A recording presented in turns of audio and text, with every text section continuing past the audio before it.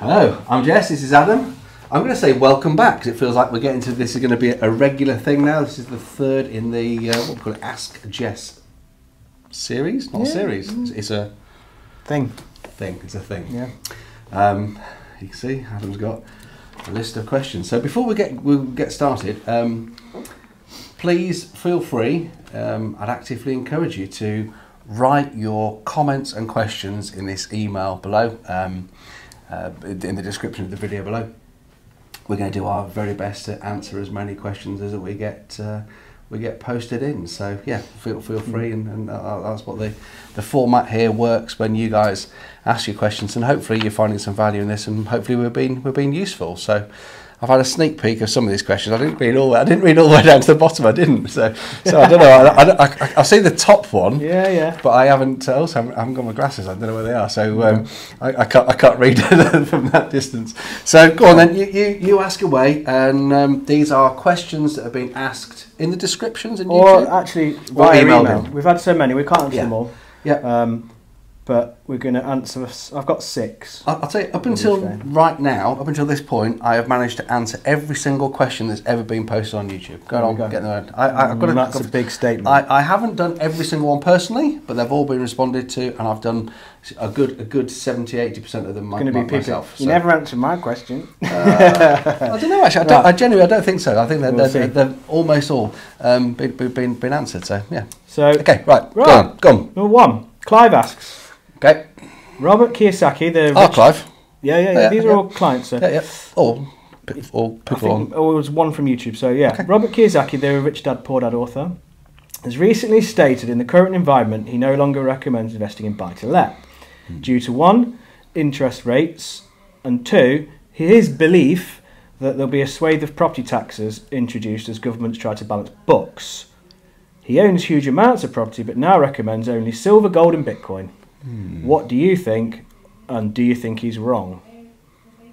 There you go. Okay. Oh, there's quite a lot. Concise answers there. I know. He's in America. Might be a little bit different.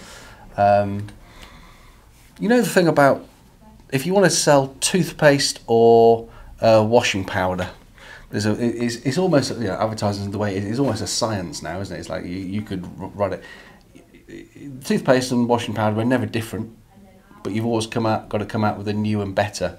I think Robert Kiyosaki's in the business of selling one thing, and it doesn't matter what stickers on it. Is it buy-to-let? Is it Bitcoin? Is it this or is it that? But if he can repackage it and resell a new thing, I think maybe that might be. Maybe selling silver, gold, and Bitcoin. Yeah. Am I being a bit cynical? Yeah, maybe. But I kind of might be with you on that. So I personally, I'd never invest in something I don't understand. I don't understand Bitcoin. I mean, that's no excuse. I mean, there might be plenty of people out there that understand Bitcoin. If that's you, go for it. Yeah. Hey. You don't get an income from any of those. So Bitcoin, there's no income producing from Bitcoin. You're 100% on the capital gain. Everyone I know does it just every day. They're looking at their phone and going, "Oh, it's gone up, it's gone down, it's gone up, it's gone down." So, yeah. I don't know. That feels like a. I like to think that we, and the landlords that we've got, have got a commitment to buy-to-let, and not a blind commitment, but we know that things go up, things go down, cycles go around, but we know what we're doing. Rather than hey, let's just do Bitcoin. Oh, let's just do this. Instead, it's not. We would never make that kind of jump. It's not like a. So that's what you think. I have to agree. Okay. Do you think he's wrong? God, I've got absolutely no idea. Honestly, maybe if you put your money in Bitcoin, you'll double it overnight. Maybe you won't. I don't know. I know that if I keep doing what I do with buy-to-let consistently over the next 10, 15, 20 years, I know what results I'll get. And that's what I'm after. I want that consistency. I want to just keep going. And I know that I can with one strategy, dealt with different ways. One time I'll be doing this with the property, and then this.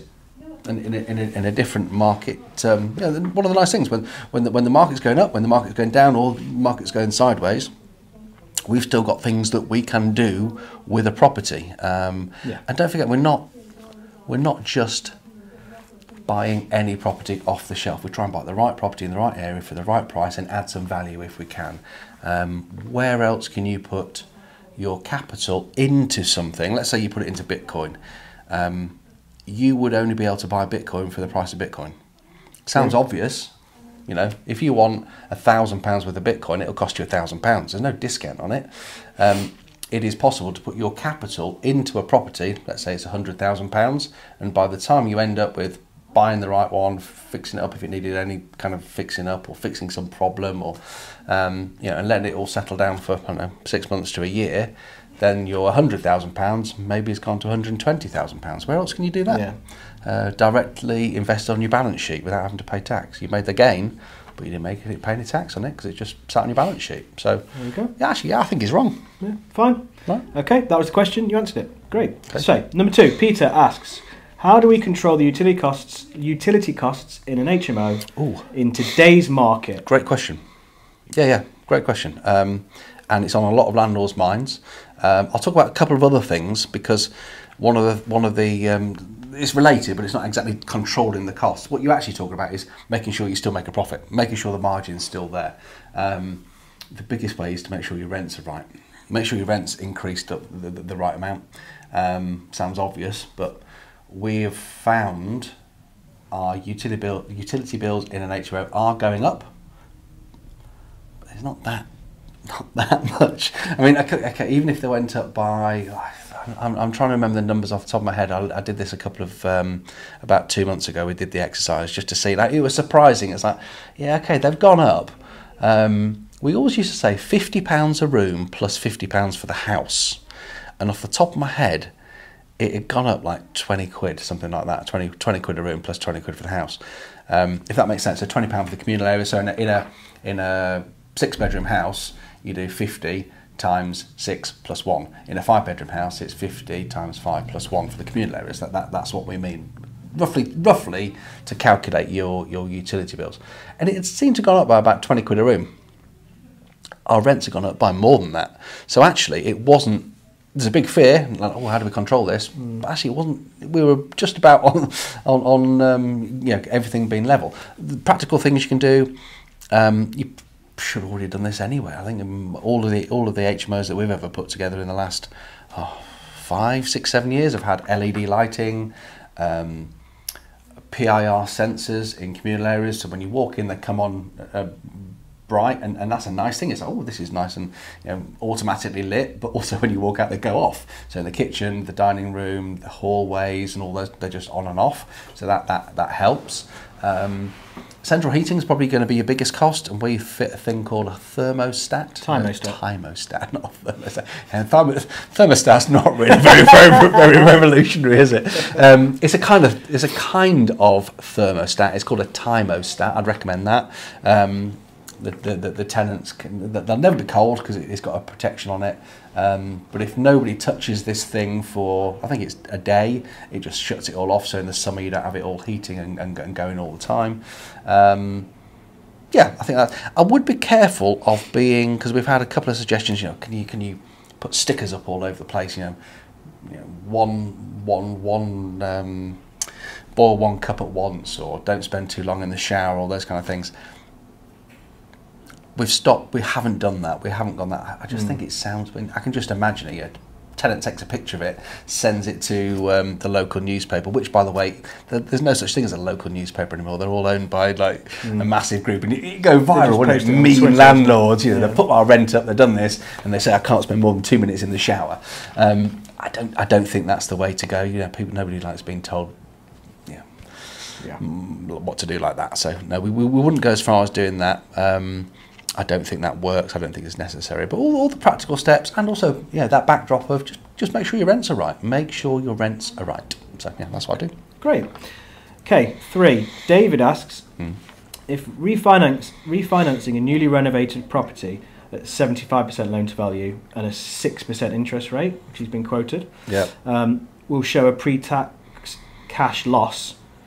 Should I borrow, say, less, 60% loan to value, or just hold it and wait for the rates to fall? This is our kind of house, yeah? This is just a normal single-let house. Yeah. Do your numbers. you probably put. I was trying to do maths. So you can probably see on my face. I was trying to do maths. Normally, so we record this on my iPhone, and of course, normally I get my calculator on my iPhone, so I can't do it. My mental maths isn't brilliant, but I would imagine you're including in your break-even figure some things that are maybes, some maintenance projections, stuff like that. Yeah. I think you're going to make a little bit more, but that aside, that's not really the point. Wait. Not even long, right? This message came in 2 weeks ago, a week ago. This week. Right, okay. Wait. It's weird at the moment. It's going to pass, and it's going to settle itself down. So just wait. Yeah, it wasn't just the HSBC and Virgin dropped rates yesterday. Yeah. I've mentioned it in quite a few of the recent videos. I'm doing a lot of refinancing right now, and I have been doing for about a year. I've just been building up what I call a war chest. And by the way, a war chest for me, somebody assumed that when I said a war chest, it was to get through a period of siege. So maybe I'm using the wrong terminology. What I mean by a war chest is somebody to sit there until my time comes and then go out on a campaign of buying. So I've been doing that for a while now, going back to refinance properties that needed refinancing anyway, just the normal run of the mill, and also some of the stuff that I haven't touched for 5 plus years. Because interest rates were quite low, and so we took advantage of those. But the reason I'm mentioning that now, there was some that came through in the last month where I just said, no, we're not doing that. We've had a lot of good rates for this period of time. I'm okay with slightly more, but I'm not okay with that much more. Now, interestingly for me, and any portfolio landlord will get to have this will be the situation you'll be in. When so if you're a buy-to-let portfolio landlord in a limited company, as I am, you're never going to get the best rates anyway. You're just not. So the first time landlord, when you come in and see, I don't know, a Birmingham Midshires or TMW rate, maybe a year ago at, what you got, 3%, 2.75%, something like that? I've never had 2.75% or 3% ever. So even when interest rates were 0. Whatever there was, 0.1. How quickly do you forget that it was 0.1? That was crazy, yeah? No, I nearly said 0.5. It was even less than that. So, I mean, that's just ridiculous. But even when interest rates were basically 0, I couldn't get that. So there's always this little bit, you have a conversation with a brand new investor, and it's, rates have just gone up by, from what they were seeing as sort of 2 and a bit percent, 3%, up to 5%. I said, well, I've been up. A year ago, I was still paying 4.75 or whatever. That was just what a portfolio landlord in a limited company was paying. But I'm not prepared to pay 6.5. I'm not doing that. Not because it's going to come down very quickly. So yeah, I've put some of the refinances on hold that are just coming in at that very high period. So wait. The other thing that you could have done there would have been just reduce the loan to value. Depends how quickly you want the money out, doesn't it? It does. I'm trying to think, is there a circumstance when I'd do that?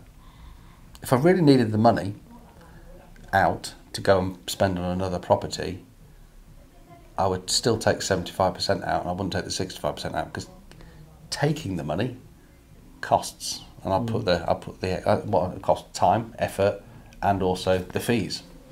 So I'd take it, not make any money on that particular unit I take it be a 2-year fix or something. So okay, that property's not going to make any cash flow for 2 years, but I'm going to take the cash out, I'm going to buy another property, and that property will do what it'll do. Yeah. Cool. Next one. Simon asks, I've seen that stress test of around 8 to 9% will be required with a loan cover of 145%. Mm-hmm. So do you think mortgage companies will relax these? Yeah, they already have. Okay. How old's that? It's come in over the last few days. That's already coming down. Yeah, absolutely, it'll come. It has to come down. Otherwise, their products aren't viable, right? Correct. Yeah. Yeah. Okay. Easy. I like the stress test. That's the fastest answer you've given to anything. Oh, come on, let me ramble on some Let's more. move on. Right. 5. Keith asks, if cash flows diminish due to interest rates, then capital growth is great, but what is the plan to make the most of that at some point in the future? I'd be interested to hear your long-term plan for holding or disposing. Oh, so much stuff in there. I've been thinking recently, when did we stop talking about capital growth? I remember, so if anybody's ever been on one of our discovery calls, the first slide properly after I've stopped waffling on, is the capital growth slide. Yeah. It's always been there. And we say this is the number one reason to invest in buy-to-let. And we've been doing this and speaking to clients about this for over a decade. So back then, we're in probably the same situation as we're about to be in now, where cash flow is reduced. And it was never the point. The point was, I had one of those little rolly eye smiley faces, because I'd rolled out a phrase that he said, I haven't heard that for ages, which was a property washes its face. We used to buy properties because you put your money in, let's say you put £100,000 in, and you get something that ends up being worth £120,000, like I just said before. It's like, wow, that's blooming amazing. And then whatever the finance costs on that are, it pays the house pays those finance costs. There might be a small profit as well, and then you own the property and the property goes up in value. That is amazing. Now, the fact that for the last 5, 6, 7 years, it's not just amazing, you can't actually, it's just saying, oh, that's amazing. It's like, you can't get that anywhere else. Nowhere else on planet Earth can you get that. You can't even begin to get that anywhere else. The fact that for the last 8, 9, 10 years, we've actually made a very healthy monthly profit. What an interest rate at 0%. I mean, of course, it has to work at, as it is now. As it is now is the norm. It's been weird for the last 10 years, and everybody's going, oh, what's going on? Why has it changed? He said, well, it changed because you can't keep an interest rate down at 0.1, 0.5% for indefinitely. It's just ridiculous. It doesn't work, does it? For all the rest of the economy in the world. So yeah, remind me of the question. So well, you've answered that bit, but your long-term plan for holding or disposing then? Okay. Quickly. Getting a bit feisty. I'm never selling. You know I'm not. I know the answer anyway. Yeah. Yeah. So I'm never selling. I own my properties in a limited company, and at some point in the future, I'd pass them on to my heirs.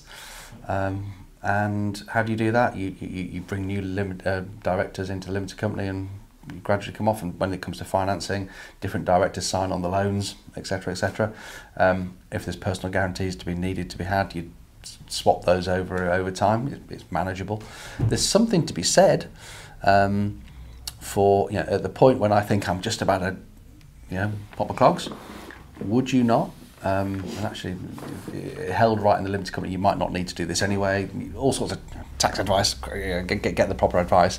But if you took more and more value out of the sort of equity out of the limited company, leaving the net equity low at the point when you die, maybe pass over to your heirs like a property business with not much equity that then can grow in equity over their lifetime. The main point here is that capital growth is the main point. We did a little exercise, and we did it last week at the end of last week's video, because we've been talking about this. Why have we forgotten to keep talking about capital growth? Capital growth. It's because landlords kept coming to us and saying, I'm interested in cash flow. And we all said, oh, but don't forget about the capital growth. Don't forget, I'm not bothered about capital growth. I just want the cash flow. So you really need to be bothered about the capital growth. But yeah, and after a while, it's just, oh, you forgot to keep reminding people. A property's total property return is the capital growth and the income added together. And it's the capital growth which will far outweigh the income over the long term.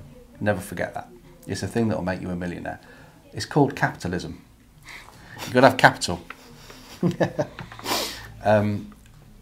Very wealthy families that have had intergenerational wealth, it's not all held in something that's bringing in cash. It's stuff. It's stuff held there. It's capital held there. So that my long-term plan is to keep hold of everything. Pass it on. Pass it on. Very good. Okay, and the last one. thought it was quite funny.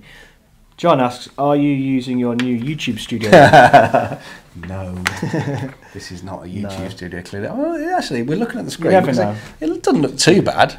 We just know what's on the other side of the camera. Yeah, this is our boardroom. We just perched it on the end of the table and we stuck a light in the corner. No, the YouTube studio is on its way. If I actually really, you've seen a picture of it. A couple of people are running around to see it. It's more than a muddy hole in the ground now. It's got concrete around it, and they're just putting the drainage in bits and bobs now, and it'll be plasterboarded next week, the week after. So it's getting close. I think February next year we'll be in, and by the time we get in, we want to have a suite of, a list of, or whatever you call it, a number of different formats. This is working well, and ask questions. So you send your questions in, we'll get it asked. But if you also want to pop in the description, what's it called, the comments, anything else you want us to do, because we've built this space to be able to create content for you, and as we get closer to having the space, we need to work out what it is that you want, whatever you want to have. We're going to employ a couple of extra people to be full-time in production and making the videos and getting them out there. It's something we're looking forward to doing. It's a key part of what we want to do. Get our message out there, meet new people, and do it in a fun, engaging way. And I mean, fun for us, fun for you. You know, it beats working for a living. So let's do that. So yeah, no, we're not in it yet. And thanks for reminding me that we're. I said to somebody else, so it feels like it's gone over time a little bit, Jess. It feels like you haven't really run this renovation to a tight schedule. It's actually not true. So we were only ever meant to be in. The first ever date we got given was the second week in November, which means 3 weeks from now. But the contract didn't start for 3 weeks. There was a delay with insurance, actually, happens. So the builder start date was 3 weeks delayed. And everything that's added has been an addition, an extra, or something that I have added. Keep changing it. No, because it's all been costed. Faffing. It's been costed and it's been added onto the schedule and the budget. And actually, if we get in the second week of February, which is what they're going now, we'll be 2 weeks early by my calculations. All right. There we are. Good. Just for that, I like that. I feel like I could have gone on and on. There's a couple of things where I could have gone on and on. No, I think the main thing on there is capital growth is king. You know. There we go. I'll tell you what, I'm just going to do one more thing because I'm looking at that time and I've got 30 seconds. We both bought a house recently, 3-4 years ago, and we added up. Well, you added up how much it's made. Remind me of the figures because I can't remember. It was Burgess. It had made 4 or 5 years, 80 grand. £80,000, which was £1,333. I remember that. I did it on the calculator. £1,333 a month in capital growth. Total property return. Easy for me to say. So if we were good at this, we'd probably just go to a different do all the editing. You can clearly see that we're not doing that. It's the main thing. So we had another couple of questions. How do I create this? How do I create this amount of income from this? You've got to keep checking. You don't check in every month. Like you check in every month on your rental income, don't you? Of course you do. You don't check in on your capital growth every month. Maybe not even every year. Every 2 years, every 3, 4, 5 years. But when you do, don't forget to take that lump, divide it into since the last time you checked in on it, and divide it in. One house, £1,333 every month for that last 4 years. How many of them do you need? How many of them do you need? Now, how you access that? Do you want to pull the money out every 5 years? Do you want to leave the loan to value to come down, sell half, so you got half unencumbered? So that does give you an income in your later life. I wouldn't do that. I don't do that. But there's all sorts of options. The thing is, get the options. That's the main thing. Get the options. Get the capital. It's sat there. The equity sat there. The capital sat there. That gives you the options. I've finished now. All right. Let's go. Bye.